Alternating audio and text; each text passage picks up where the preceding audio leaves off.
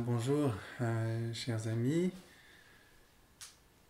En dépit de pouvoir avoir le plaisir d'être avec vous, nous nous réunissons à nouveau ici virtuellement pour la deuxième fois autour du Bodhicharyavatara. Et donc nous en sommes au début du chapitre 7.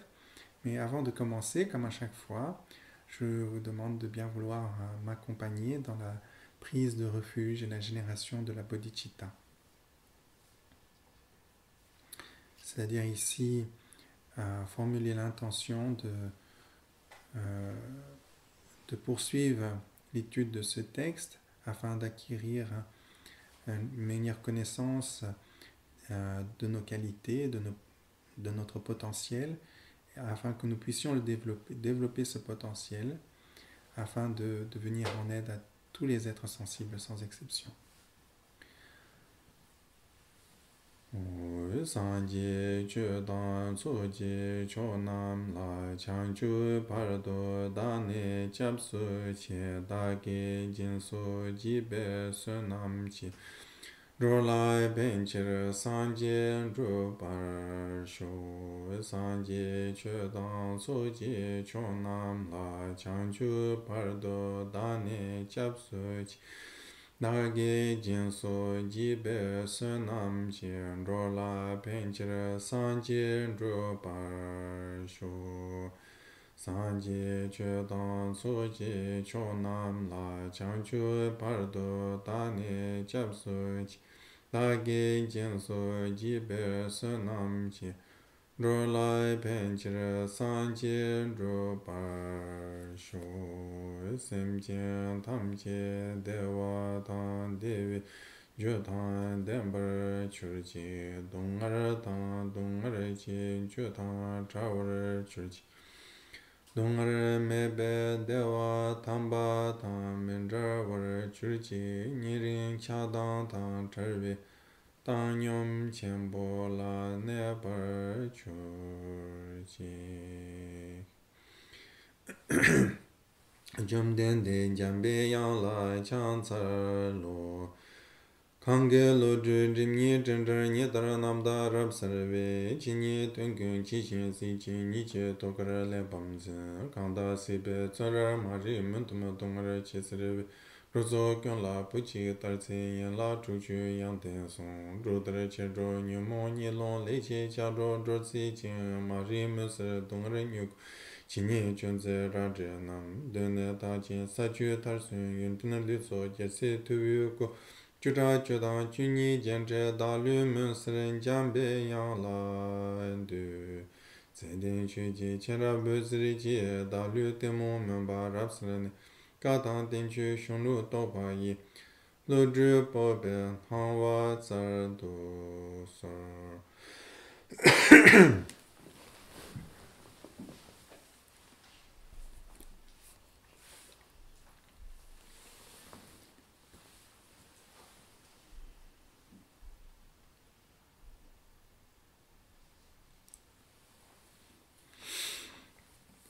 Alors, donc nous sommes début chapitre 7. Le chapitre s'intitule dans notre traduction Vivre en héros pour l'éveil. Le chapitre, dans cette traduction-là, le chapitre s'intitule La persévérance. Donc, c'est le paramita de la persévérance qui est présenté ici. Tsunju, Vijaya, d'autres traductions donnent enthousiasme ou diligence pour parler de cette qualité. Alors, ce chapitre comporte 76 stances et qui sont divisées essentiellement en cinq parties.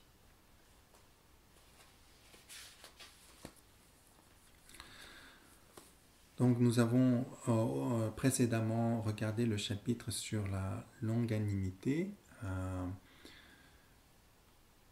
la patience ou la patience, une autre traduction. Et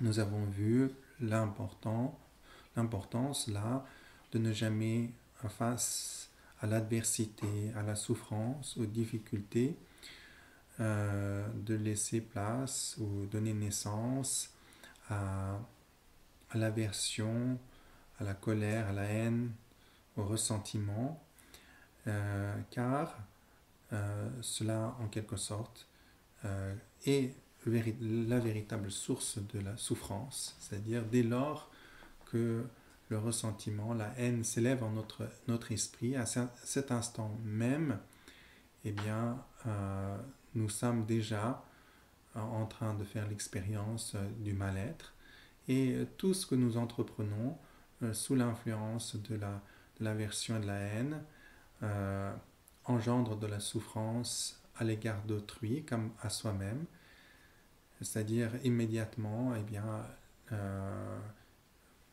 la violence physique, verbale, a pour source la haine, et qui est source de, et cela, cette violence-là inflige à autrui de la souffrance, et par le fait de cultiver cette violence, nous cultivons cette disposition de la haine dans notre esprit, et nous semons ainsi également les graines de notre expérience de souffrance malheureuse pour l'avenir. Donc notre devenir dépend de notre volition, de nos afflictions, de nos actions, et tout ce qui est entrepris à travers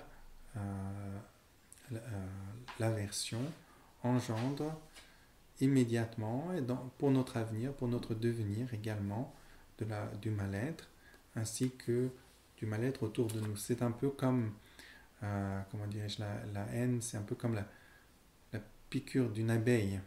L'abeille qui pique va en mourir, puisqu'elle a piqué, elle va en mourir, ça la détruit.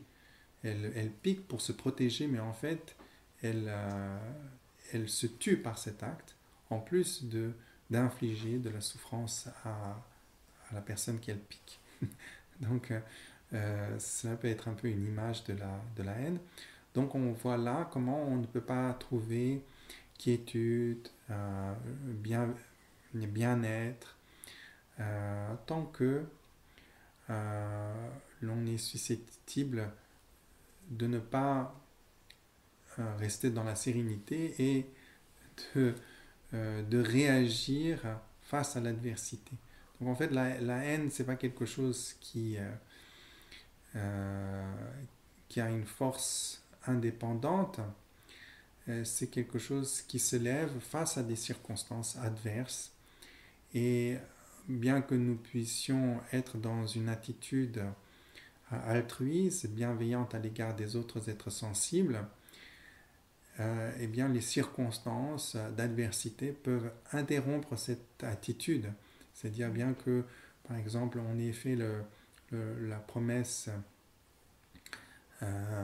propre au Bodhisattva, c'est-à-dire d'aider tous les êtres sensibles sans exception, bien que l'on s'engage à cela, qu'on a consciemment et volontairement cultivé cette attitude, et qu'on y est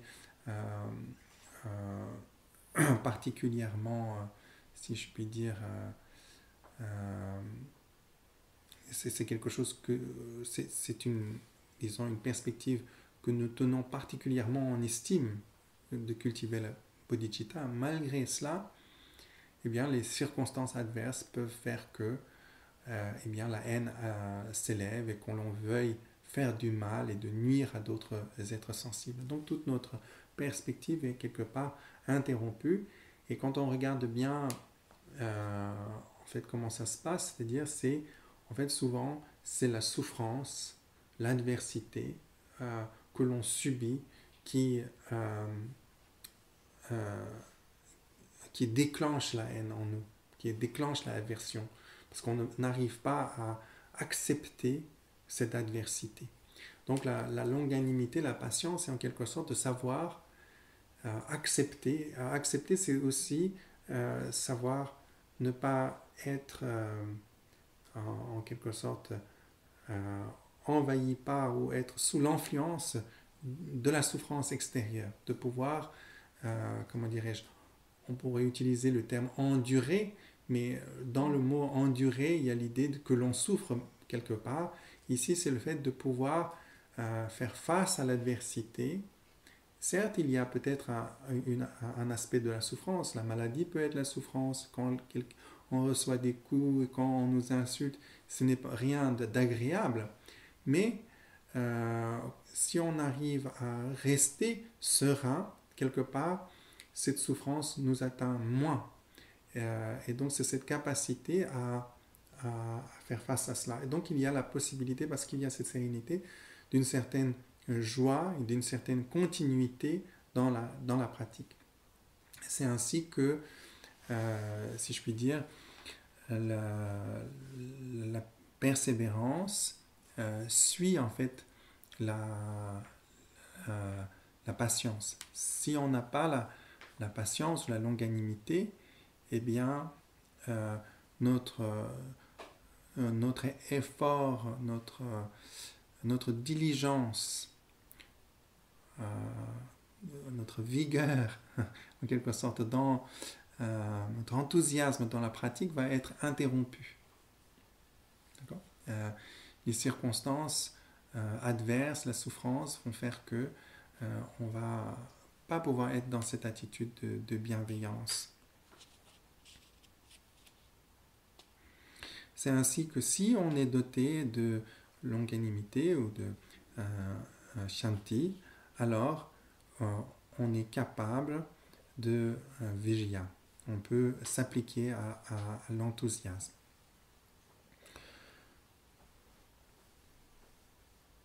Et c'est ainsi que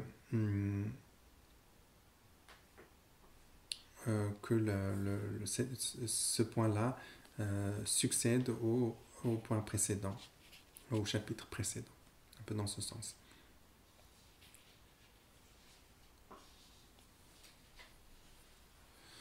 Si on est incapable, le commentaire dit, si on est incapable de faire preuve de ce pas de shanti face à la souffrance, à cette difficulté, alors on n'a pas la capacité, la puissance pour cultiver réellement la persévérance, la diligence. Notre diligence sera très faible.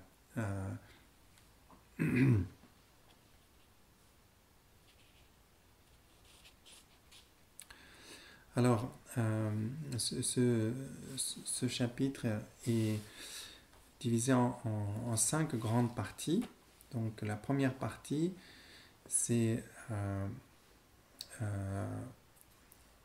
s'intitule dans le commentaire Apprécier la persévérance ou la diligence. Donc, en somme, cette première partie nous explique pourquoi il est important ou pourquoi il nous faut cultiver la persévérance. Répond un peu à cette question-là. Puisqu'on sait pourquoi, alors on va apprécier naturellement et on va estimer la persévérance parce qu'on sait exactement en quoi cela nous est bénéfique. Donc ça, c'est expliqué dans une seule stance, la stance 1. Ensuite, le deuxième point du chapitre, c'est sa présentation de l'essence de la persévérance. Qu'est-ce que c'est? Donc répond en somme, qu'est-ce exactement? Quand on dit persévérance, vijaya, ici, on a traduit par persévérance ou diligence, de quoi s'agit-il précisément? D'accord? Donc c'est présenté tout simplement dans les 2 premières lignes de la stance 2. Et ensuite, le troisième point, c'est comment comment dirais-je, qu'est-ce qui est contraire. Alors, le titre, si je puis dire, de la troisième partie, c'est simplement l'abandon de ce qui est contraire ou qui ne concorde pas à la diligence. Donc ici, cette partie-là va de la troisième ligne, de la deuxième stance, jusqu'à la stance 30 dans le texte. Donc, en somme, dans cette partie-là du texte, on va aborder ce qui est contraire à la diligence, c'est-à-dire la paresse. Et qu'est-ce que c'est que la paresse exactement? Il y a 3 formes dont nous allons parler, et aussi comment faire pour comment dirais-je, contrer ces 3 formes de paresse. Ensuite, la 4e partie, c'est comment s'appliquer à la persévérance, et la 5e partie, comment accroître la persévérance. Donc, 4e partie, c'est de la stance 31 à la stance 67, et 5e, comment croître sa persévérance, c'est de la stance 68 à 76, qui est la dernière stance de ce chapitre. Ensuite, les 3 derniers points ont des subdivisions, et nous en viendrons à fur et à mesure dans le texte.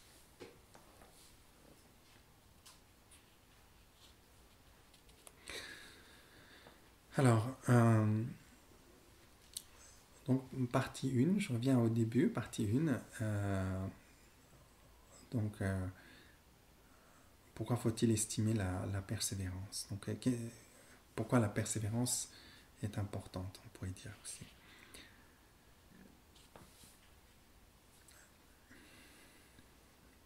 Alors, le texte dit, étant ainsi en possession de la patience, donc je vous lis l'instance 1 dans la traduction de Dreissens.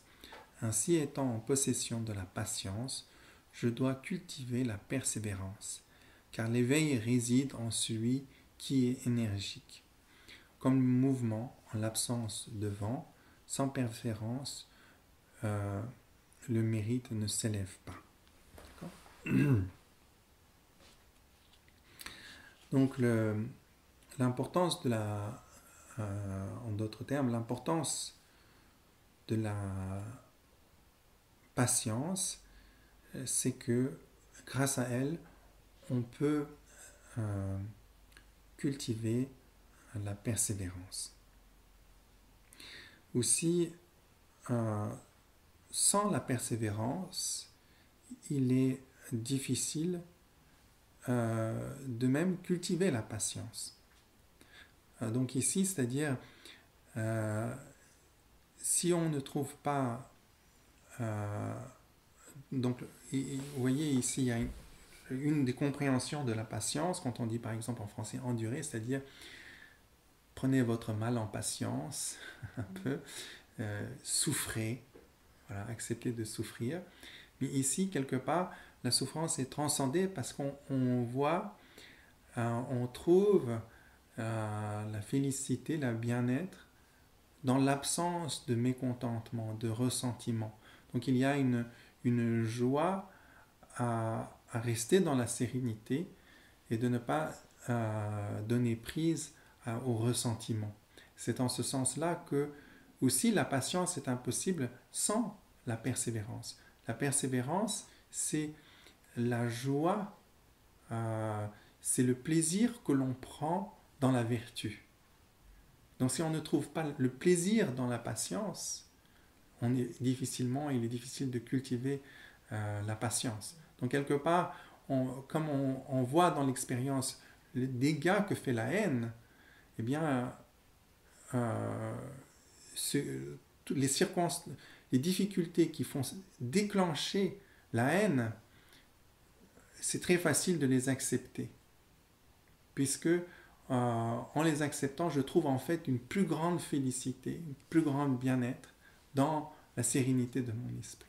Donc c'est en quoi la joie, si je puis dire, dans le fait que l'on trouve le plaisir, la joie, la félicité dans la pratique de la patience permet en fait de cultiver la patience. C'est pour ça que ces deux sont en quelque sorte interdépendants, nous pourrions dire. En fait, nous avons vu cela un peu brièvement. Tous les 6 paramitas sont interdépendants, constituent un ensemble.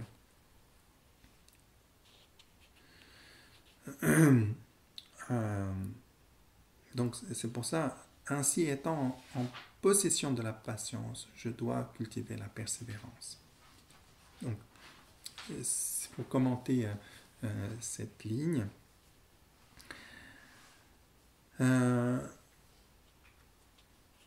Toutes les vertus, l'éveil, ainsi que l'éveil, dépendent de la persévérance, nous dit Shantideva. Il donne ici une comparaison. Il dit, c'est comme le mouvement et le vent. D'accord ?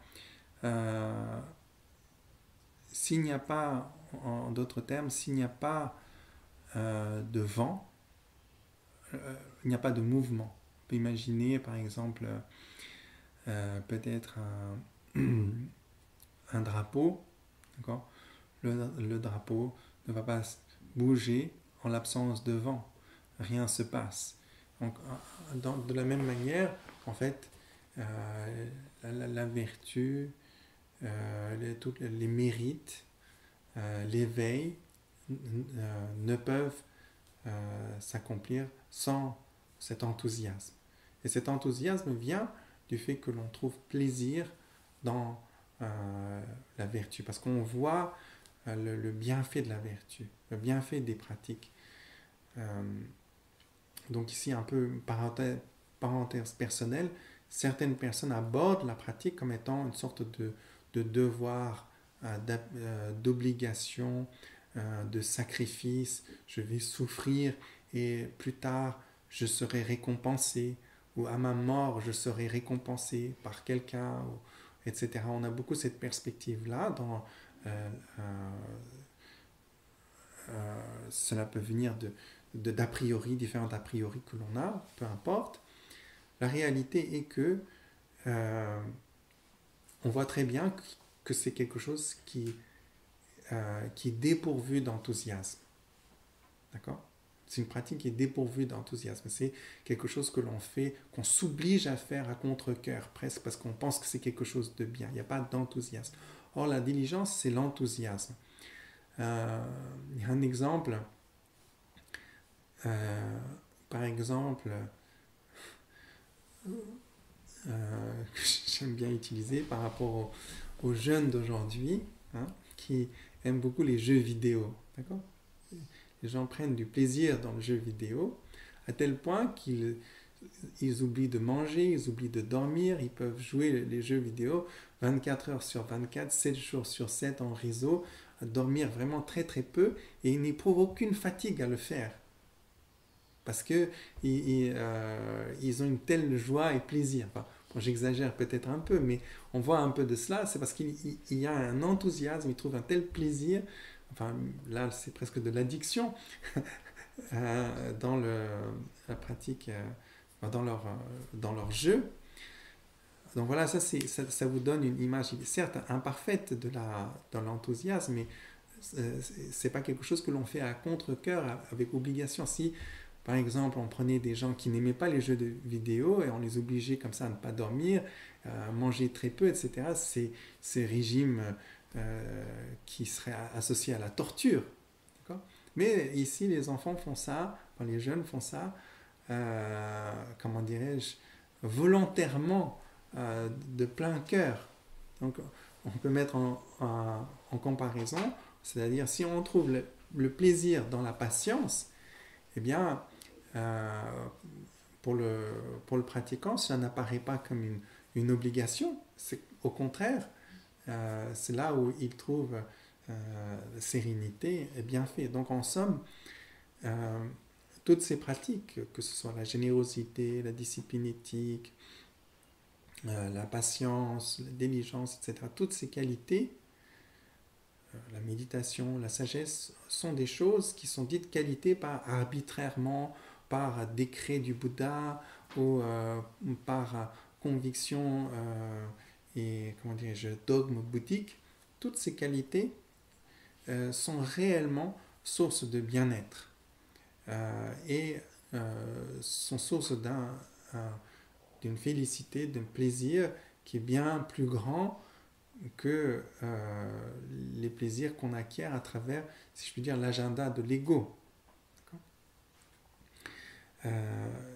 Et ainsi, on peut voir qu'il n'y a pas besoin d'attendre que l'on meure ou que quelqu'un d'autre fasse quelque chose pour nous. Si on accomplit ces pratiques concrètement, ces pratiques sont en elles-mêmes bénéfiques. Pas par rapport à un résultat futur qu'on ne connaît pas. Elles sont déjà en elles-mêmes, quand on les fait correctement, les résultats sont déjà présents. En plus, et de là, on peut entrevoir les résultats bénéfiques. C'est-à-dire, la causalité aussi se fait avec... Les choses doivent être de la même nature. C'est-à-dire, si, par exemple, on ne peut pas espérer en sémant des graines de la haine, de récolter du plaisir. On récoltera quelque chose qui est semblable à la graine. C'est-à-dire, si vous semez du piment, vous allez avoir du piment, pas des mangues, n'est-ce pas? Si vous semez des graines de mangue, vous allez avoir des graines savoureuses de mangue. Donc il y a une corrélation entre notre volition, notre état d'esprit, ce que nous entreprenons et le type de résultat que l'on va obtenir. Nous engageons dans la haine, dans l'espoir, c'est-à-dire nous cultivons, nous sémons des graines de piment dans l'espoir de trouver des mangues. D'accord? Quiconque s'engage dans la haine, dans la violence, le fait dans l'espoir de trouver un bien-être. Mais, en fait, il se leurre par cela. Il ne comprend pas la causalité correctement. Donc, si ces pratiques sont bénéfiques ultérieurement, c'est parce qu'ils sont déjà bénéfiques présentement.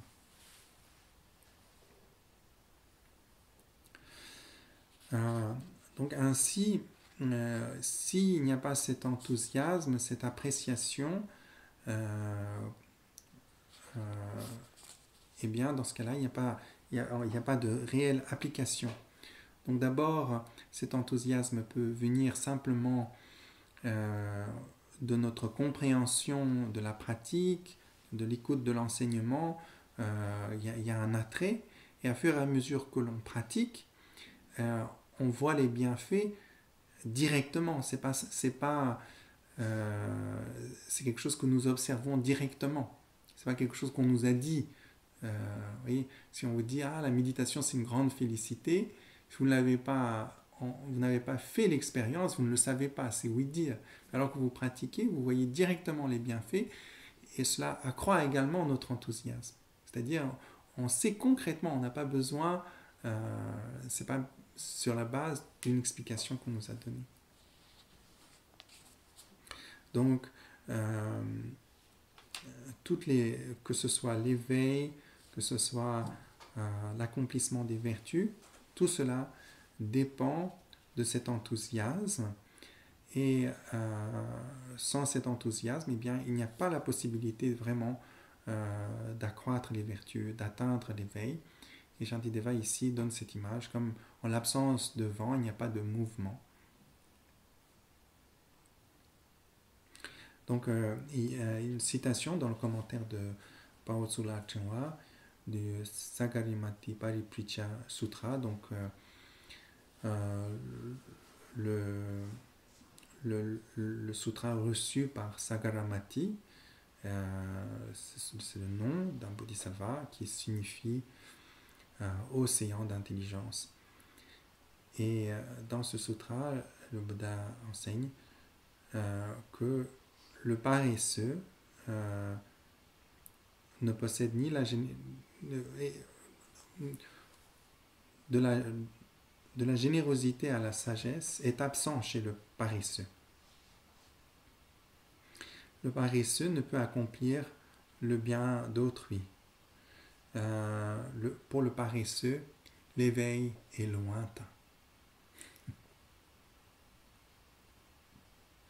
Celui qui possède la diligence, celui-là possède toutes les qualités. En celui qui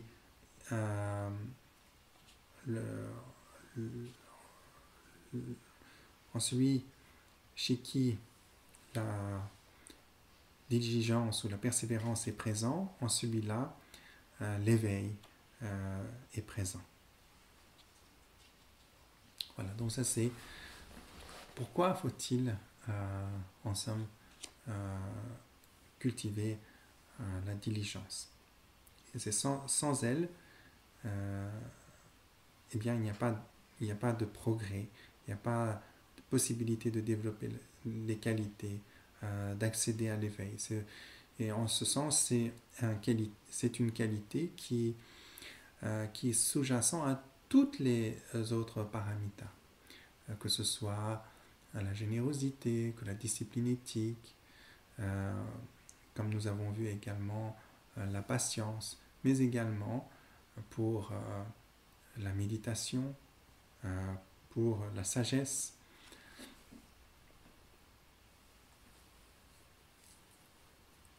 Sans cette, quelque part, par exemple, la méditation peut paraître très ennuyeux pour certaines personnes.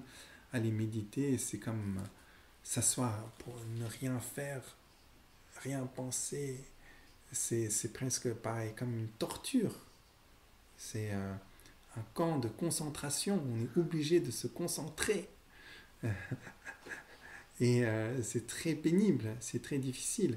Mais si au lieu dans cette perspective de se forcer, on essaie de reconnaître les qualités naturelles de notre esprit et de juste laisser l'esprit au repos.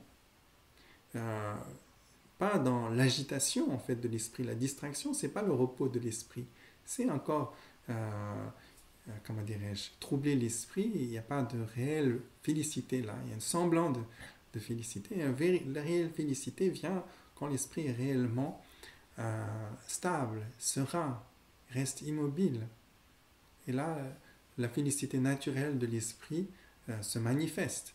Et quand on fait l'expérience de cela, eh bien, vous verrez qu'il n'y a pas de plus grande félicité.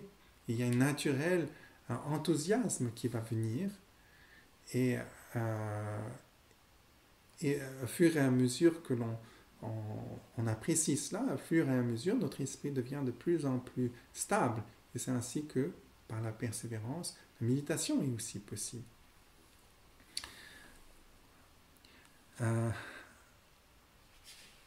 Donc, pour toutes les qualités, pour tous les paramitas, la persévérance est très important. C'est un peu le carburant, si je puis dire, pour toutes les pratiques. Nous venons maintenant, à présent, au deuxième point, qui présente l'essence, la nature de Virya, que nous avons traduit ici par 3 mots, diligence, persévérance, enthousiasme. Voilà.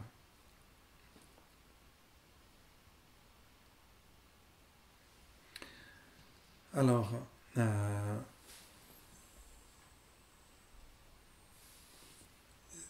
qu'est-ce que la persévérance, l'enthousiasme pour le bien? Donc, c'est présenté, résumé ici, tout simplement dans la première ligne, dans la traduction, c'est la première ligne de la stance 2. qu'est-ce que la persévérance? L'enthousiasme pour le bien. Donc là, alors j'ai traduit tout à l'heure vertu, le terme tibétain c'est Gela Choa. Gewa, le terme Gewa, c'est ce qui est bénéfique, ce qui est cause de bien-être. Donc c'est l'enthousiasme pour ce qui produit effectivement le bien-être.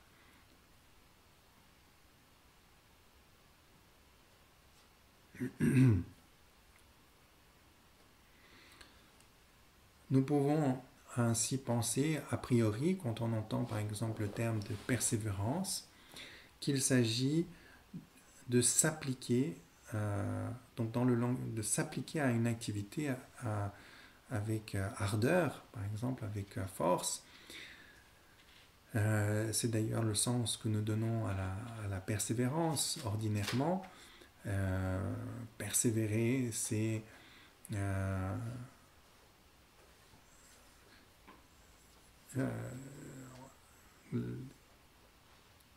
implique, enfin, quelque part que l'on est face à des situations difficiles et qu'on fait quelque chose probablement à contre-cœur ou difficilement et que l'on, malgré cela, que l'on va persévérer. Il y a un aspect de certaines difficultés.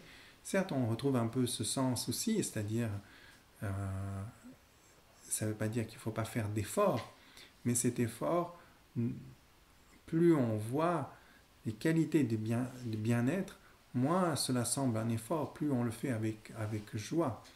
Donc, donc il faut bien comprendre ce sens de l'enthousiasme pour le bien, comme vraiment définition de la persévérance. Donc il y a un certain nombre d'activités dans lesquelles on peut trouver de la persévérance. Donc dans l'exemple que je vous ai donné, par exemple, le jeune qui s'enthousiasme pour les jeux vidéo. Mais là, ce n'est pas un enthousiasme pour le bien. D'accord ? Ce n'est pas effectivement quelque chose qui va lui faire du bien. Alors, in fine, il va être épuisé, fatigué. Cela va lui nuire. C'est-à-dire, il va rater beaucoup d'opportunités.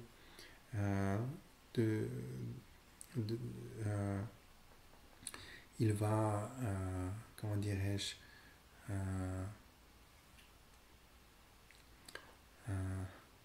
se retrouver un peu en autarcie par rapport à la famille, par rapport à la société.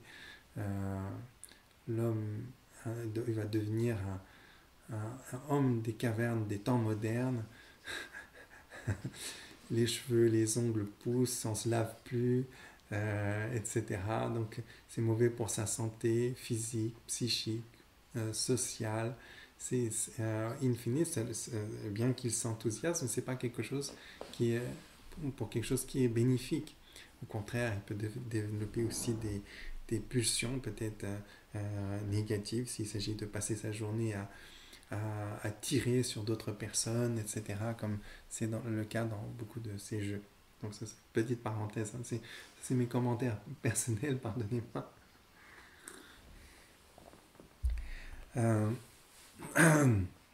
Alors, revenons au texte. Donc, le commentaire dit donc il ne faut pas le confondre avec la persévérance dans les activités non vertueuses. Donc les activités non vertueuses, c'est par exemple les activités qui mènent qui a un but de cultiver la haine, le désir attachement, donc des activités comme le meurtre, le vol, l'adultère. Il y a des gens qui sont très très persévérants là-dedans. Par exemple, on peut imaginer quelqu'un qui part à la guerre, qui se lève très tôt le matin, qui va guetter son ennemi pendant des heures et des heures durant, braver le chaud et le froid afin de tuer. Tout ça peut être de l'ordre de la persévérance. Mais en fait, il persévère pour quelque chose qui n'est pas le bien. Donc il ne faut pas confondre cette énergie que l'on peut mettre dans une activité négative avec virya ici. D'accord? D'une part. Ensuite, il y a une catégorie d'activités qui sont dites lungmaten. En gros, c'est-à-dire qui ne sont pas présentées dans l'enseignement du Bouddha. C'est-à-dire on prend ici le Bouddha comme autorité pour nous aider à distinguer entre ce qui est le bien et le mal, si je puis dire, ce qui est bénéfique et ce qui ne l'est pas. Donc le Bouddha, par sa réalisation, son éveil, il a parfaitement actualisé toutes les qualités de son esprit, il a une compréhension très complète du fonctionnement de l'esprit, du fonctionnement du samsara. Donc il est à même de voir quelle conduite est néfaste et quel type de conduite est au contraire heureuse et bénéfique. Et donc, dans la tradition, c'est au Bouddha qu'on attribue, par son omniscience, donc du fait de son éveil, qu'il est à même de pouvoir établir en quelque sorte, comment peut-on dire, comment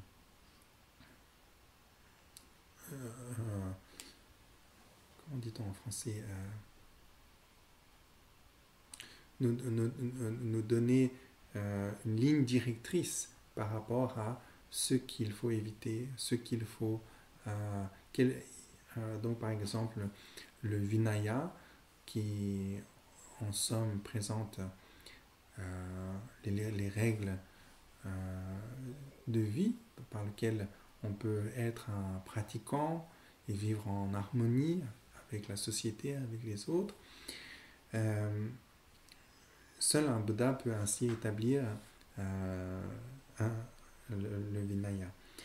Et donc le Bouddha a très clairement mis en garde contre certains types d'activités, comme l'exemple que je vous disais, la participation dans les guerres, dans les actes violents, le meurtre, même s'engager dans le fait d'aller tuer des animaux, de faire du mal, tout ça sont considérés comme des actes nuisibles pour le plus grand bien, pour les autres et pour soi-même. Donc il nous faut éviter. Et puis il a également donné, nous a guidés en nous montrant quelles sont les conduites, les attitudes qui sont réellement bénéfiques et heureuses. Mais il y a un certain nombre d'activités sur lesquelles il ne s'est pas prononcé. Donc c'est ça, lund matenpa en tibétain, c'est-à-dire qu'ils ne sont pas mentionnés dans son enseignement comme ni positifs ni négatifs. Ces activités-là aussi, la persévérance dans ces activités-là n'est pas vijaya. Donc il s'agit par exemple la persévérance dans la moisson. Il faut labourer la terre, semer les graines, la persévérance dans toutes sortes d'activités ordinaires qui sont ni particulièrement vertueuses, enfin qui ne sont pas sujets, comme je vous dis, de décret par le Bouddha comme négatif ou positif. Ou par exemple les affaires, le business, il y a beaucoup de gens qui sont très persévérants là-dedans. Ça peut être positif comme ça peut être négatif, mais toute persévérance dans toutes ces activités, on pourrait dire entre guillemets, du monde ordinaire, ne sont pas vijaya. Vijaya, c'est exclusivement l'énergie, l'enthousiasme pour ce qui est effectivement et réellement bienheureuse.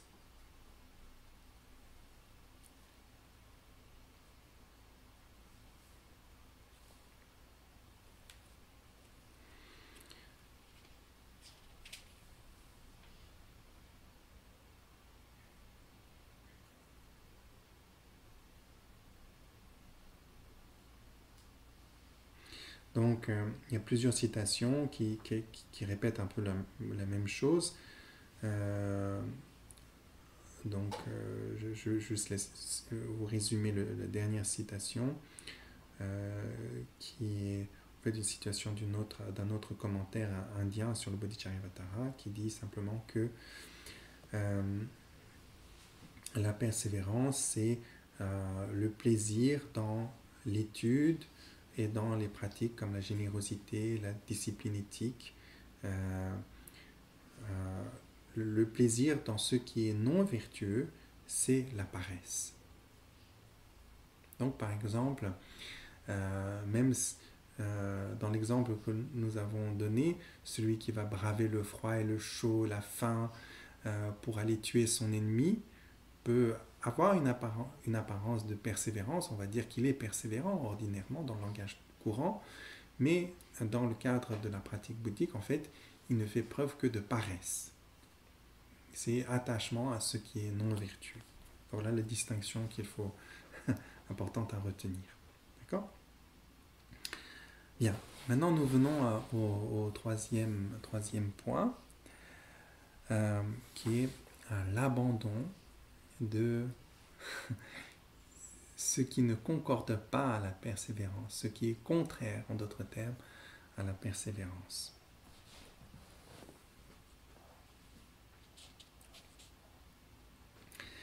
Alors cette partie-là a également 5 subdivisions, si l'on suit le commentaire de Pao Tsigla Chua. Il s'agit d'abord d'une présentation succincte de la paresse. Ensuite, point 2, comment dirais-je, de la cause de la paresse. Qu'est-ce qui est cause de paresse? Donc cela est présenté d'abord dans le premier point, tout simplement, dans les 3 dernières lignes de l'instance 2. Et les causes de la paresse, c'est présenté dans l'instance 3 du chapitre 7.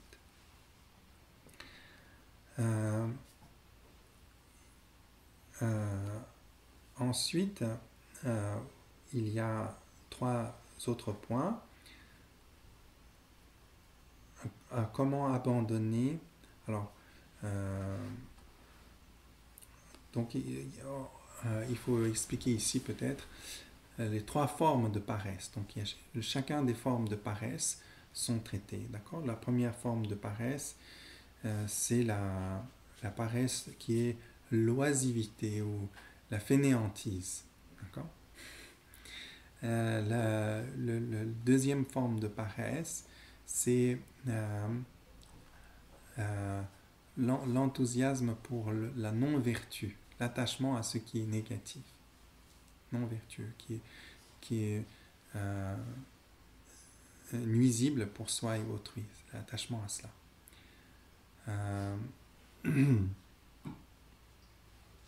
Et la dernière forme, c'est le découragement, penser que je ne suis pas capable, que je ne peux pas réussir, et qui en fait est source de paresse. On pense que c'est au-dessus de notre portée. C'est le mépris de soi-même.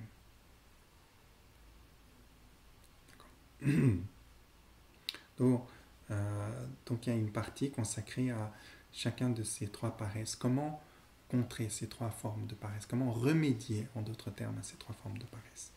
Donc, voilà les 5 parties de cette 3e partie. Les 5 sous-parties de cette 3e partie, si je puis dire. Alors, nous allons commencer avec le premier, qui est une présentation succincte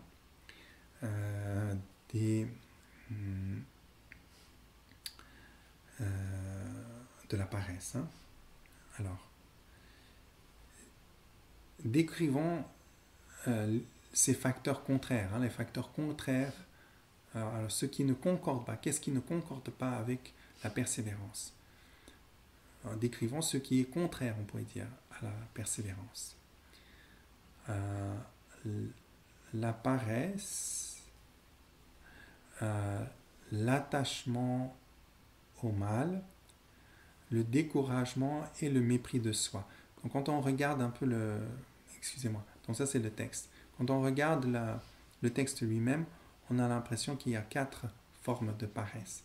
En fait, par paresse, il faut entendre l'oisivité, la fainéantise, l'attachement au mal, c'est-à-dire l'enthousiasme pour ce qui est nuisible pour soi et pour autrui, et le découragement ou le mépris de soi, c'est la même chose. Donc peut-être au lieu de mettre et dans la tradition, si on met ou, ça peut être inclusif pour montrer les deux.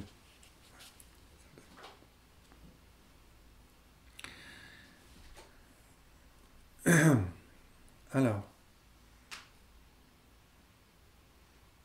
donc en somme, qu'est-ce que c'est que la paresse? La paresse, c'est ce qui fait perdre l'opportunité, fait perdre le temps opportun d'accomplir ce qui est opportun à ce moment, ce qui est bénéfique à ce moment. Donc, c'est-à-dire, quelque part, la paresse fait que, eh bien, on va rater une opportunité de trouver le bien-être, de progresser. La paresse, en ce sens-là, est le réel obstacle au succès. D'accord? Un véritable succès, ce n'est pas le succès matériel, c'est le succès de développement de ses qualités intérieures, donc de perdre l'opportunité de développer cela. Donc, on peut mettre ça par exemple en relation avec d'autres enseignements, comme par exemple qui est une réflexion sur les conditions heureuses que nous avons à présent. Cette réflexion-là, c'est pour susciter l'enthousiasme en nous à la vertu. C'est-à-dire, les circonstances sont réunies, nous avons l'opportunité de faire progrès, ce qui n'est pas donné toujours à tout le monde. Beaucoup de gens peuvent faire preuve de cette persévérance, si je puis dire, d'apparence, d'énergie, et s'appliquer avec beaucoup de diligence dans une activité, mais souvent, c'est une activité qui crée davantage de mal-être pour soi. Donc, ne pas perdre, savoir, saisir cette opportunité, circonstance, c'est-à-dire s'appliquer à la vertu quand on le peut, c'est le contraire de la paresse. Donc ça, c'est la définition générale, si je peux dire, de la paresse.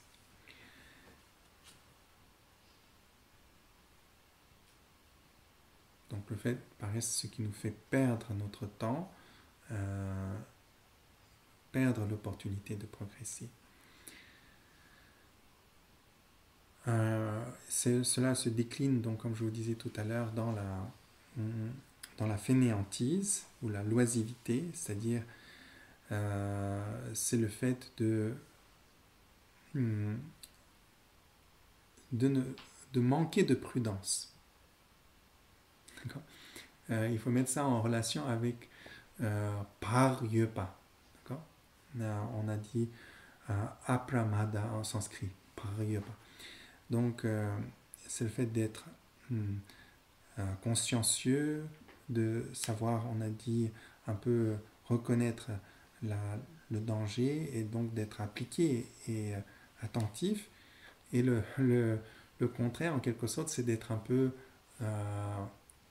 dans l'oubli, dans l'indifférence. Donc ça a trait à la fainéantise, à la loisivité, c'est-à-dire on ne voit pas l'opportunité, les circonstances, le danger qui nous guette.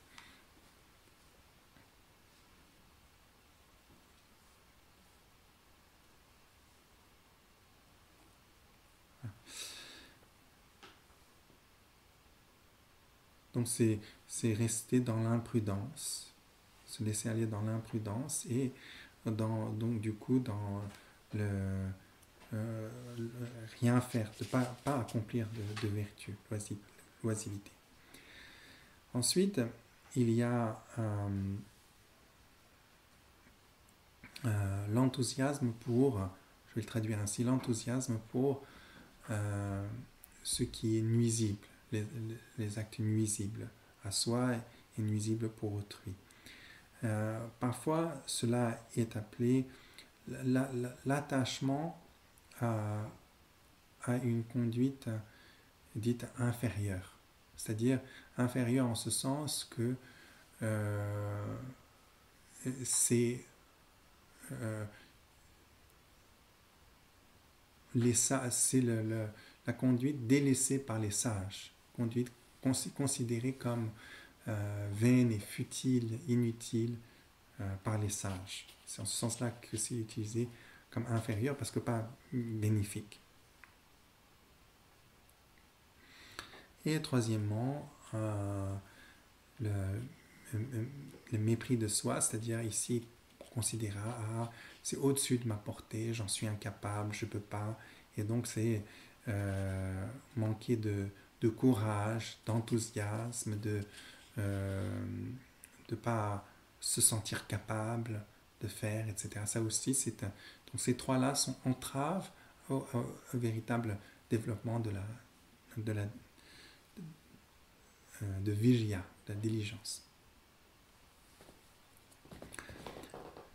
Alors, nous venons ensuite à la deuxième partie, les causes. Qu'est-ce qui suscite la paresse? Donc, c'est instance 3. En raison du goût agréable de l'indolence, d'un solide désir pour le sommeil, de l'absence de dégoût pour les souffrances du cycle, la paresse s'accroît. Donc les causes ici sont expliquées.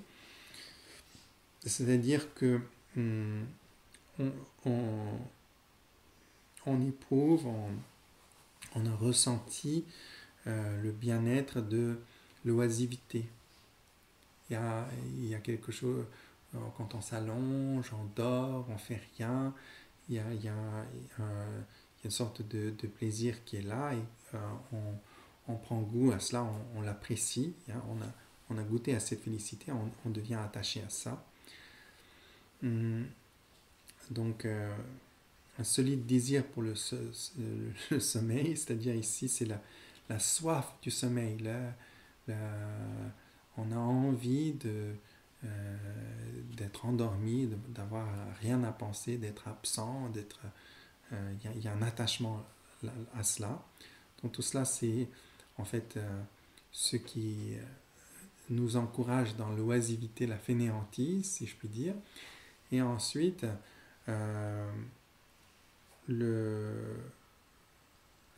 pas éprouver en fait de désenchantement, de désillusion, ne pas être désabusé par rapport au samsara. C'est-à-dire, on a encore un attachement au samsara, aux choses du samsara, c'est-à-dire à la poursuite de l'avoir, chercher son bien-être dans les circonstances extérieures au lieu de, par exemple, chercher à cultiver son réel bien-être à l'intérieur de soi. Tout bien-être qui dépend d'une extériorité est quelque chose qui est voué à disparaître, quelque chose dont on sera dépourvu. Or, le bien-être acquis en nous-mêmes est quelque chose qui est indissociable des qualités innées de notre esprit et quelque chose dont on ne pourra jamais être séparé.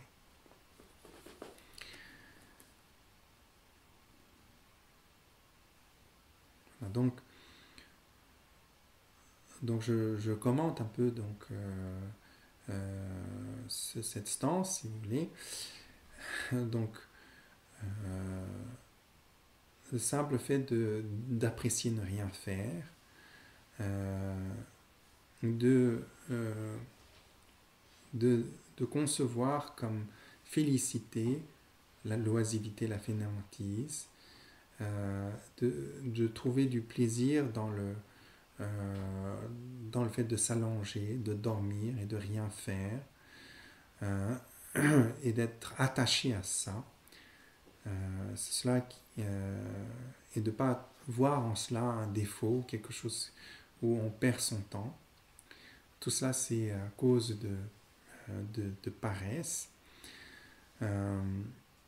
Donc ici, de ne pas éprouver de désillusion à l'égard de samsara, c'est-à-dire ne pas voir le mal-être présent dans le samsara, l'insatisfaction omniprésent dans l'égarement, dans l'existence du samsara, l'existence conditionnée, et dans le mal-être omniprésent lorsque notre esprit est sous l'emprise des afflictions sur la base de notre confusion et ignorance, ne pas avoir cela. Et donc ne pas éprouver une certaine détachement à l'égard du samsara, un certain dégoût pour le samsara, tristesse, on pourrait dire, à l'égard du samsara, mais d'être enthousiaste par rapport au samsara, au contraire. Vous voyez, donc ça, c'est ce qui crée la paresse.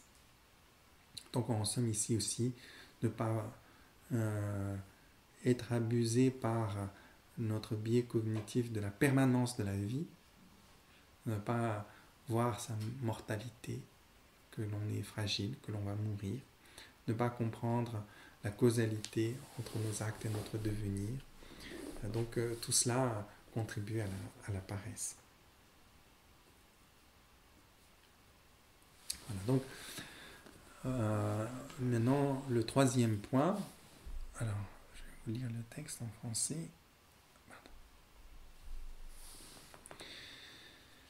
Alors le troisième point, c'est ça commence à partir de la stance 4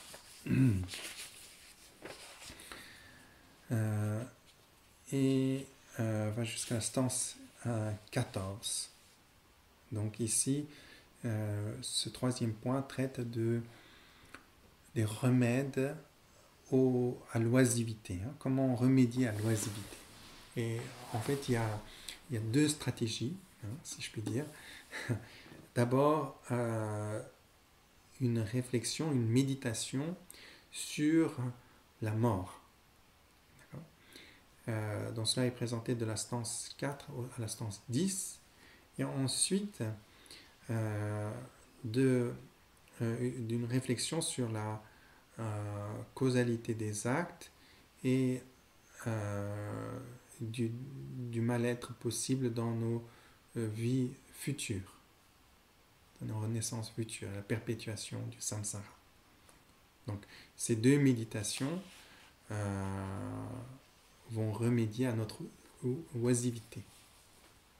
Ce n'est pas le moment d'être indolent et de rien faire. Il faut s'appliquer à la vertu.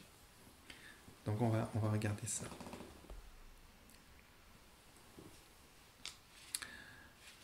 Alors, de la stance 4 à stance 10, je vais vous les lire et après on va les commenter.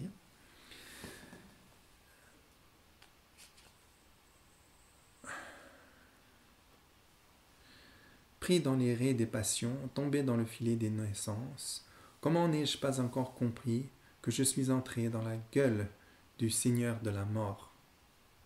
D'accord. C'est stance 4. Stance 5, ne vois-tu pas qu'il tue progressivement notre espèce. Quiconque s'en remet au sommeil ressemble au buffle devant son exécuteur. Le Seigneur de la mort a bloqué toute issue. Comment peux-tu prendre plaisir au repas et de même au sommeil? La mort surgit rapidement. Avant qu'elle ne vienne, je dois accumuler les provisions, même si à cette heure j'abandonne la paresse. Il ne sera plus temps. Que ferai-je alors?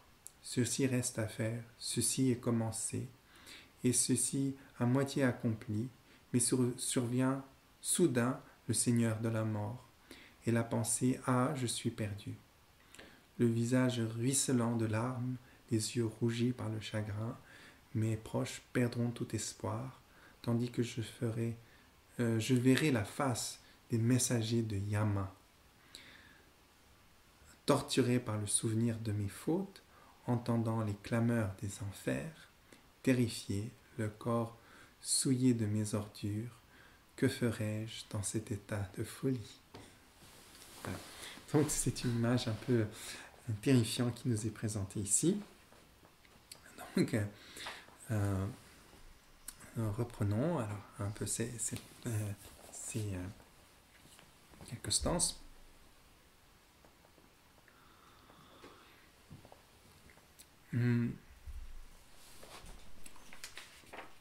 Donc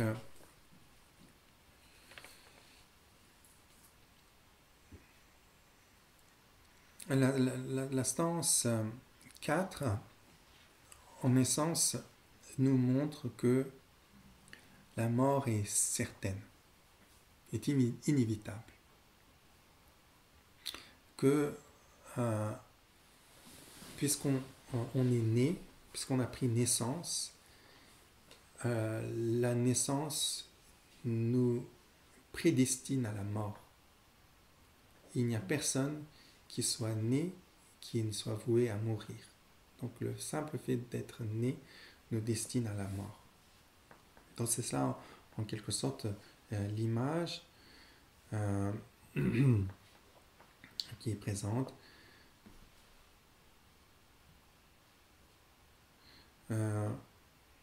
Donc ici l'image c'est pris dans les raies des passions, tombé dans le filet des naissances. Comment n'ai-je pas encore compris que je suis entré dans la gueule du Seigneur de la mort? D'accord? Donc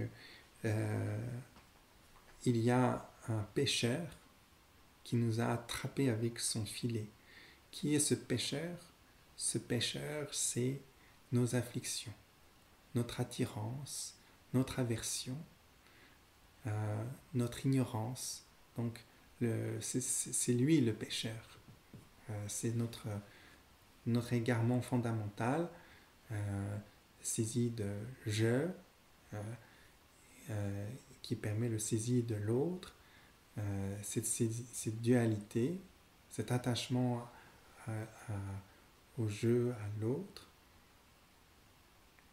nous met donc dans une perspective où on se situe indépendamment de tout ce dont on fait expérience et par rapport à tout ce qui apparaît à notre esprit, toutes nos perceptions, tout ce que l'on voit, entend, etc.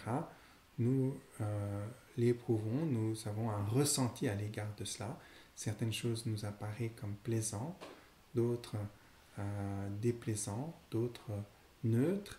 Et à l'égard de cela, eh bien, il y a attirance, aversion et égarement.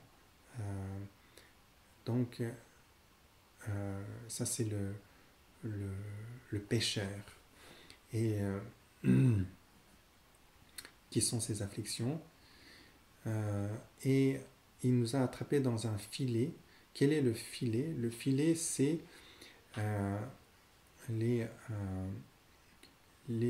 samskaras, les conditionnés, c'est-à-dire nos conditionnements psychophysiques. D'accord? Et c'est-à-dire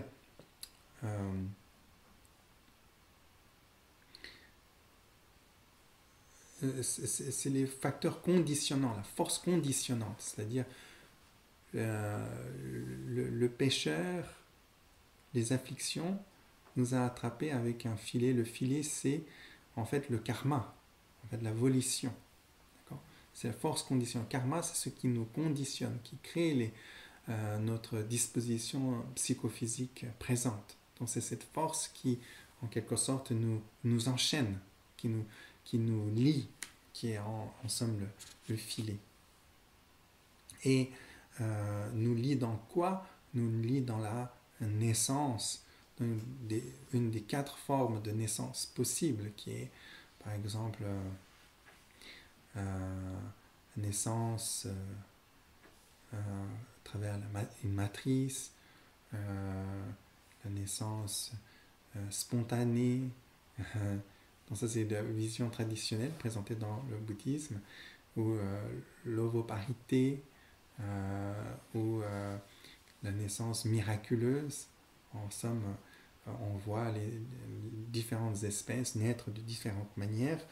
Et donc, on a parlé de quatre grandes formes de naissance, mais on peut simplement dire nous sommes donc conditionnés à naître, et donc notre illusion, notre égarement se concrétise dans une forme de vie particulière. Donc, du fait de notre égarement et nos afflictions, il y a action, la volition, qui a une force conditionnante et qui détermine une forme de vie particulière, en correspondance avec la forme de volition que l'on a cultivée. Donc si notre volition correspond à une naissance d'être humain, si ça correspond à la volition d'un crocodile, ben on renaît crocodile. Alors,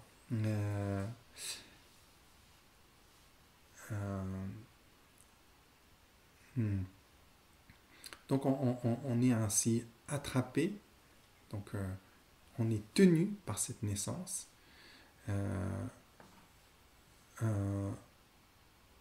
Donc c'est comme un poisson qui, comment dirais-je, qui est sorti de son environnement par un crochet et qui est placé sur le sable au bord de l'eau. Il est en train de se débattre, mais il n'a aucune finalité que la mort.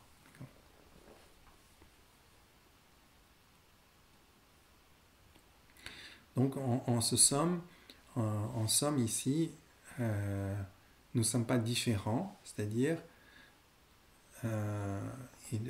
l'image est très parlante ici, comment n'ai-je pas encore compris que je suis entré dans la gueule du Seigneur de la mort? Donc la mort me tient déjà dans sa gueule. C'est-à-dire que on a beau vouloir accumuler une richesse immense, une puissance immense, faire des projets à très long terme, etc. Tout cela, c'est dû au fait de notre attachement à la permanence de la vie. On a l'impression que la vie, c'est le normal, que la mort, c'est l'exceptionnel. Mais en fait, la mort est la seule finalité possible pour nous tous. Dès que l'on a pris naissance, on sera amené à mourir.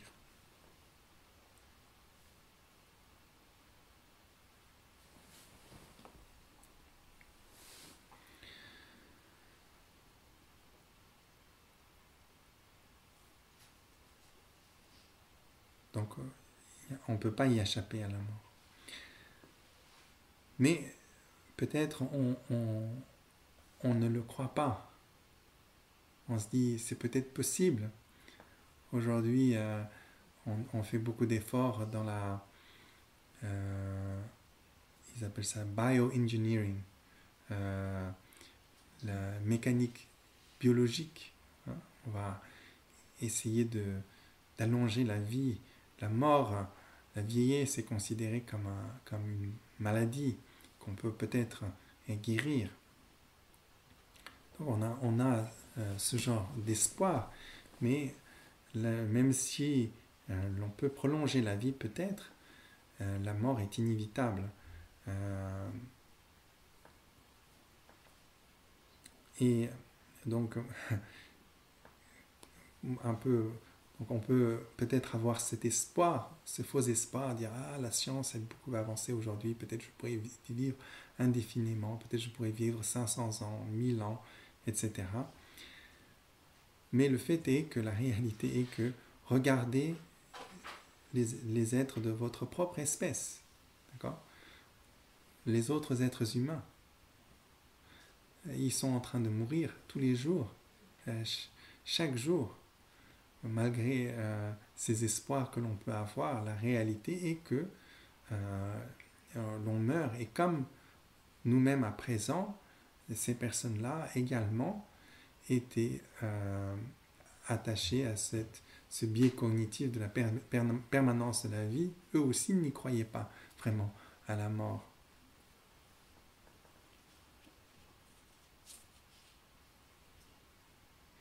Donc, ici, le stance 5, ne vois-tu pas qu'il tue progressivement notre espèce? Donc, en parlant du Seigneur de la mort. Donc, c'est une personnification de la mort.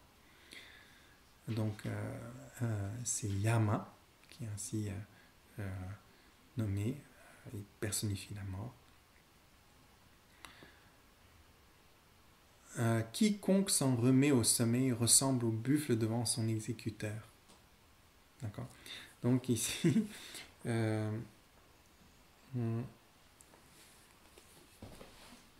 bien que l'on voit que les autres meurent, si on reste encore dans l'indolence, l'oisivité, et que l'on ne cherche pas à le véritable succès à laquelle on peut avoir accès, c'est-à-dire trouver réellement son bien à présent, eh bien la situation de mal-être va indéfiniment se perpétuer pour moi. Donc, bien que voyant cette réalité de la mort, si je reste indolent, je suis quelque part plus bête que des bêtes. Parce que même les bêtes que l'on amène à l'abattoir s'affolent, prennent peur. Il y a l'histoire de moutons qui, l'exécuteur fatigué d'exécuter pose son couteau, va se reposer et les moutons avaient enterré le couteau. Voyons que c'était par ça qu'ils se faisaient tuer. Et donc même eux sont conscients de la mort. Et si moi je suis inconscient de la mort, je suis plus bête que des bêtes.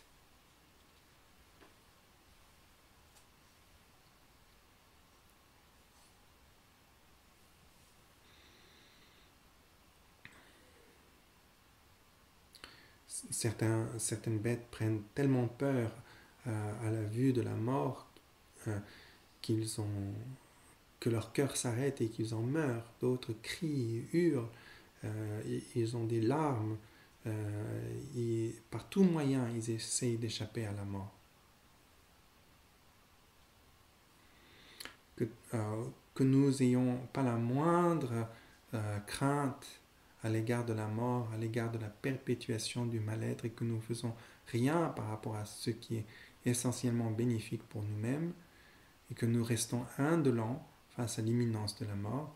Et cela montre en quelque sorte que nous sommes probablement plus abrutis que des bêtes.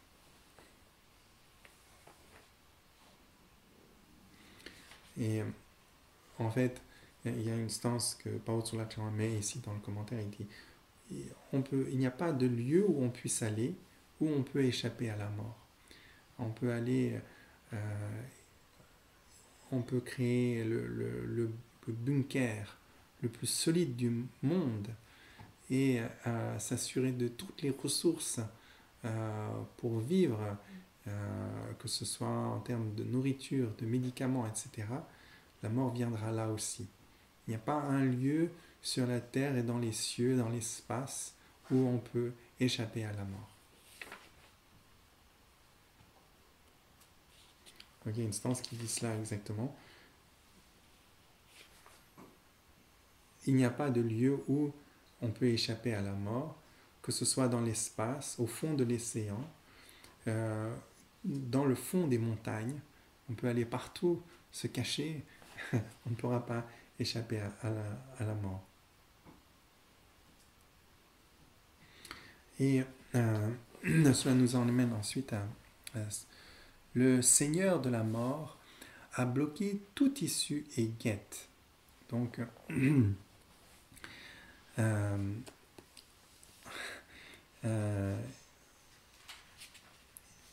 et dans un sutra, le Bouddha explique notre situation alors je vais résumer ici. avec une image. Il dit, imaginez que nous nous trouvons au milieu de 4 grandes montagnes mobiles qui s'approchent des 4 côtés et qui écrasent et réduit en poussière tout ce qui se trouve au milieu. Ces montagnes sont tellement vastes, tellement grandes, qu'il n'y a pas la moindre interstice par lequel on puisse y échapper. On se trouve comme dans une machine qui nous compresse et qui nous réduit en, en poussière. D'accord ? Donc notre situation est un peu semblable. Quelles sont ces 4 montagnes ? Ce sont la vieillesse qui réduit notre jeunesse à néant. C'est la maladie qui réduit notre santé à néant. C'est le déclin qui réduit notre prospérité à néant. Et c'est la mort qui réduit notre vitalité, notre vie à néant. Donc c'est ça, le Seigneur de la mort a bloqué toute issue. Nous sommes ainsi cernés par le Seigneur de la mort. En courant, on ne peut pas lui échapper.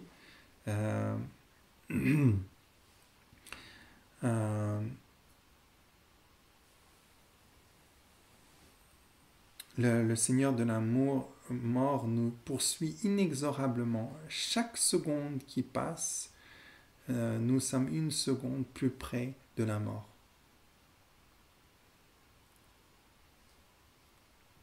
Et nous ne pouvons pas, faire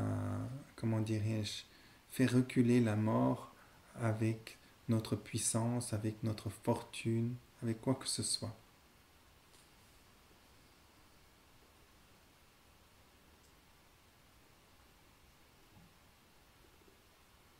Donc en prenant conscience de cela,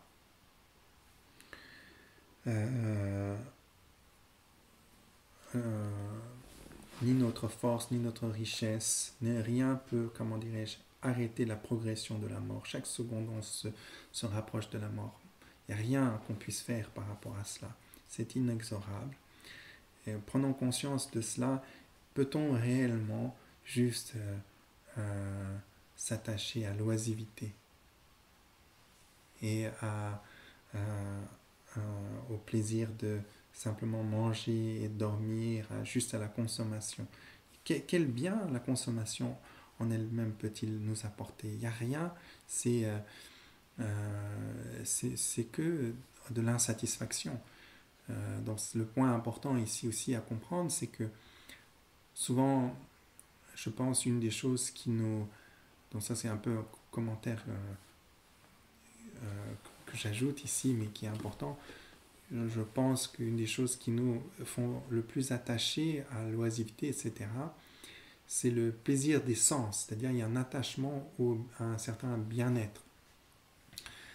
Mais en fait, ce bien-être est un faux semblant de bien-être. Ce n'est pas un réel bien-être. Le bien-être objectif, concret, réel, ne se trouve pas dans le plaisir des sens. Le plaisir des sens est un semblant de plaisir, c'est-à-dire, en fait, la situation change, donc on s'attache à cette nouveauté comme quelque chose de bienheureux. Mais en fait, il n'y a pas d'objectivité. Une circonstance qui est plaisante à un moment donné devient désagréable. Le sommeil même peut devenir difficile, désagréable. Une nourriture, une saveur douce peut être un ressenti agréable à un moment donné, mais il peut devenir aussi un ressenti désagréable. Dans le ressenti, il n'y a pas d'objectivité. C'est une manière de voir une situation, c'est une manière de saisir. Il n'y a pas de réalité substantielle au ressenti. Donc si l'on comprend cela, eh bien, on peut voir que notre poursuite, notre attachement à constamment poursuivre le ressenti agréable extérieurement, c'est en somme simplement d'aller d'illusion en illusion. Et on perd l'opportunité qu'on a de trouver le réel liberté et bien-être qui est d'être que notre esprit se retrouve lui-même, devient réellement maître de lui-même. C'est là où réside réelle liberté et bien-être qui transcende simple ressenti. C'est autre chose qu'un simple ressenti conditionnel. La mort surgit rapidement. Avant qu'elle ne vienne, je dois accumuler les provisions. Même si à cette heure j'abandonne la paresse, il ne sera plus temps. Que ferai-je alors? Donc, la vie s'écoule sans s'arrêter. Ainsi, la mort survient rapidement. C'est-à-dire, le mort arrive plus tôt qu'on ne le pense et paraît toujours comme une surprise, tellement on est attaché à la permanence de la vie.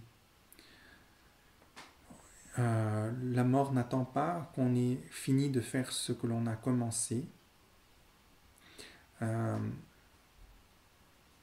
La mort nous prend à l'improviste, soudainement. C'est-à-dire, il ne va pas attendre que vous ayez réalisé tous les projets que vous vous êtes dit que vous alliez faire ou pas. Il vient et cela semble toujours à l'improviste, soudain.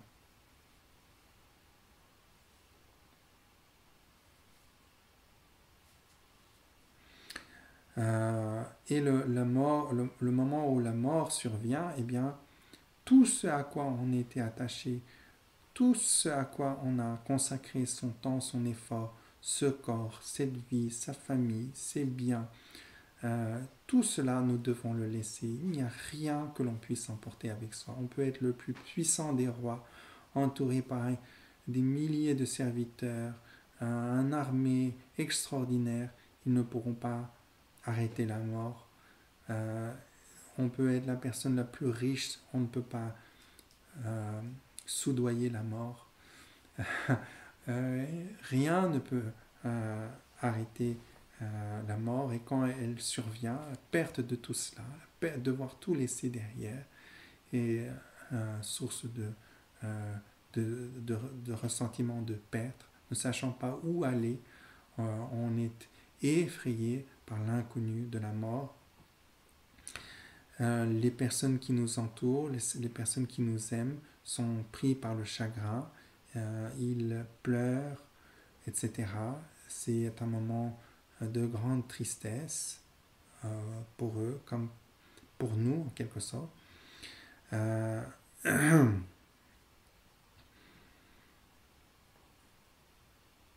Et celui qui meurt lui-même doit seul éprouver l'expérience de la mort et éprouve toutes sortes d'illusions, de confusion au moment de la mort. Et selon comment il a conduit sa vie, selon les affections qui prédominent dans sa vie, les expériences en seront correspondantes. Donc, si durant sa vie, au nom de biens, de famille, de richesse, il a été sans cesse dans une attitude de compétitivité, de rivalité avec les autres, à tirer profit des autres, à faire du mal aux autres, cultiver la haine, etc. Ces affections vont être présentes, vont troubler son esprit. Il va percevoir toutes sortes de choses qui vont l'effrayer, lui faire peur. Il va voir, ces illusions sont dites les messagers de la mort. Ce sont les acolytes du Seigneur de la mort qui l'accompagnent. Et quand on les voit, ne voyons pas que c'est simplement une projection de notre esprit, puisqu'on n'a jamais tourné notre attention sur notre esprit, on n'a pas cherché à cultiver les qualités de notre esprit, on saisit ces illusions comme des réalités, et cela nous projette dans des tourmentes correspondant à nos illusions et à nos actions passées.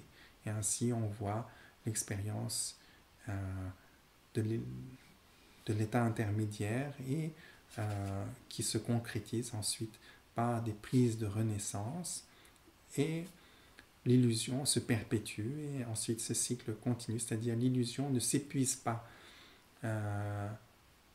d'elle-même. Une illusion contient aussi en quelque sorte les conditions de sa propre perpétuation. Et tant que l'on ne comprend pas la nature de son esprit, tant qu'on est dans cette poursuite extérieure, plus on renforce l'illusion, plus il devient fort et il se perpétue ainsi indéfiniment. Et ainsi, on se dessine vers les lamentations, les pleurs, les tristesses, la souffrance, la douleur, la renaissance, la vieillesse à nouveau, la mort et des renaissances, etc. indéfiniment.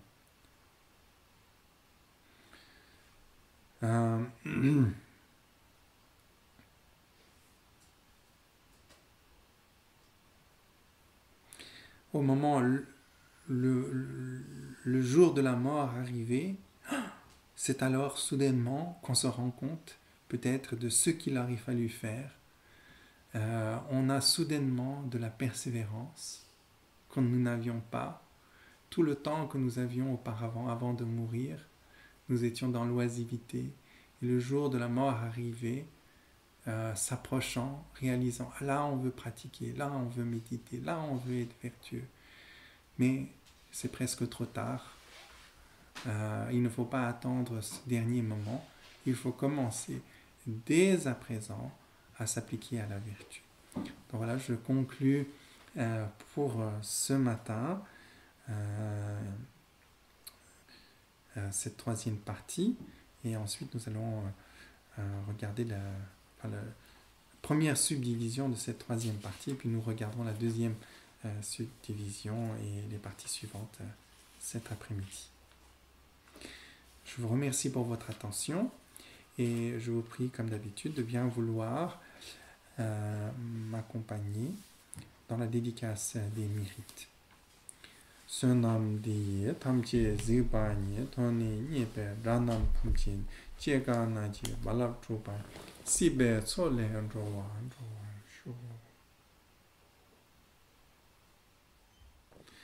Merci.